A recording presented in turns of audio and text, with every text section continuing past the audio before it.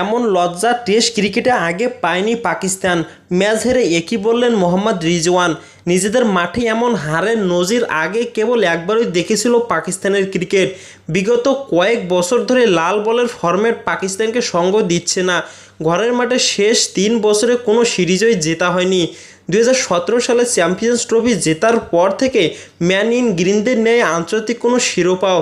অবশ্য এমন বাজে অবস্থার মাঝেও নিজেদের সমর্থকদের সামনে হোয়াইট ওয়াশের লজ্জাটা পেতে হয়নি। ঘরের মাঠে সিরিজ জয় না হলেও ধবলধোলাই হয়নি তারা। 2022 সালে এসে দেখতে হয়েছে সেটাও। ইংল্যান্ডের বাজ বলের সামনে 3 ম্যাচের সিরিজে 3-0 ব্যবধানে হারতে হয়েছিল পাকিস্তানকে।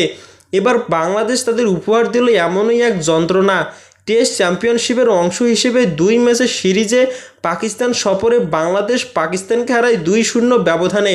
ম্যাচ হেরে মোহাম্মদ রিজওয়ান বলেন, আমাদের থেকে বাংলাদেশ অনেক ভালো খেলেছে, তাদের ব্যাটিং বোলিং দুটোই ভালো ছিল, এজন্য জয়টা তাদের ঘরে গিয়েছে। তো দর্শক, রিজওয়ানের এমন কথার সাথে আপনারা একমত কিনা অবশ্যই আপনাদের মূল্যবান মতামতটি আমাদের কমেন্ট বক্সে লিখে পাঠাবেন এবং ভিডিওটি শেয়ার করে দিবেন। ধন্যবাদ সবাইকে।